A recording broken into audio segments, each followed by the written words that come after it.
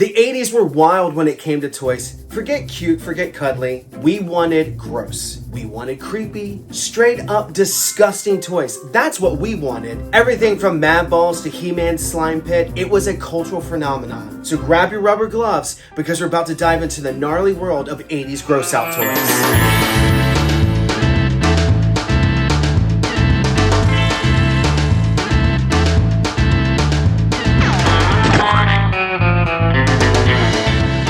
Now, gross out toys, they aren't new. We've been pranking each other for a long time. Back in the 1930s, companies were mass producing fake vomit and fake dog dew. Fast forward to the 1980s, and that's when everything just got way out of control. Toy companies realized that kids like me loved weird, creepy, gross, slimy, and sometimes inappropriate toys. What is that? Oh, what? What is that? And they gave us Mad Balls, Garbage Pail Kids, and a slew of other gnarly toys. Why were we obsessed with these weird, grotesque toys? Well, the 80s was kind of an extreme decade. I mean, it was the dawn of cable TV. You also had a lot of horror movies coming out. Punk and hardcore and metal were really just starting to erupt. So it had this rebellious punk rock nature to it. We gravitated towards these shock value based toys. And toy companies realized there was a market for it and they capitalized on it and just kept giving us more and more and more. Imagine you wanted a toy that was a monster, creepy, maybe a puppet. Well, we got them in the 80s.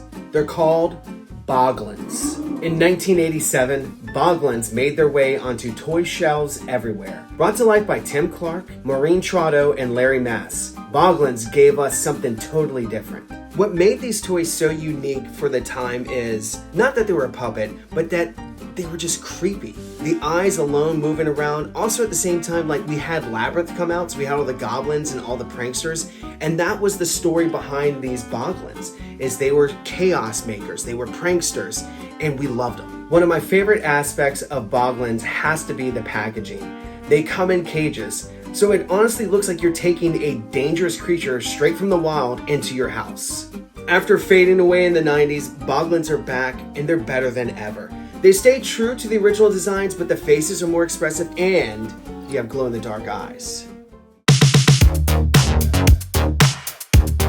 Do you remember the Gross Out Gang? If not, buckle up, because this is a very weird toy line from the 80s. They were gross, they were nauseating, and they were proud of it. But behind the oozing bizarre designs was actually a surprisingly wholesome message for kids. Their whole mission? Standing up for the underdog, and taught kids that being different is okay. Take this character. His name is Fatso, and he's mid-bite into a pie. It does remind me of David Logan from Stand By Me, just hopefully without the messy aftermath.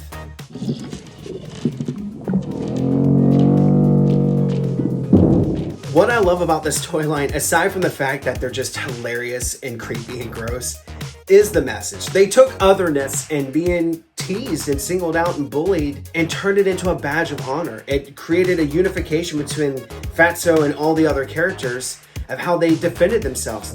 I'm just starting my collecting journey with the Gross Out Gang, but I want to complete it. It's not a big line, and I love their tagline. Maybe there's a little Gross Out Gang in all of us. 1984 was the year that we learned that busting ghosts makes me feel good. But in 1986, we got the real Ghostbusters, and along with it, Kenner launched a toy line. You got all 4 Ghostbusters, Stay Puft Marshmallow Man, Slimer, and some other toys and accessories. But Kenner didn't waste any time expanding the line beyond the core characters. They created new and crazy looking ghosts. One of my favorites is the character Bad to the Bone Ghost. He's a skeletal specter whose ribs popped open, eyes bugged out, and jaw dropped when activated. Soon they introduced the Haunted Humans line, where seemingly ordinary people had terrifying transformations. Granny Gross Ghost looked like a sweet old lady until bam, she morphed into a grotesque, gaping-mouthed monster. These figures took ghost-busting action to a whole other level. Kenner killed it. They created some of the coolest toys in the 80s for their real Ghostbusters line. We can't forget slime. Is it always green?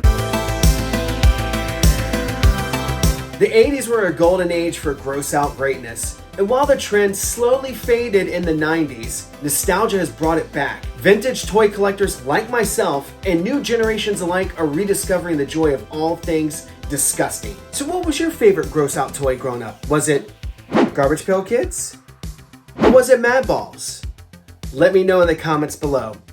Thank you so much for joining me on this little toy history video that I created. I do appreciate it. If you haven't yet, click that subscribe button as well as the bell to get notified when I drop new content. And until next time, remember, keep it creepy, keep it weird.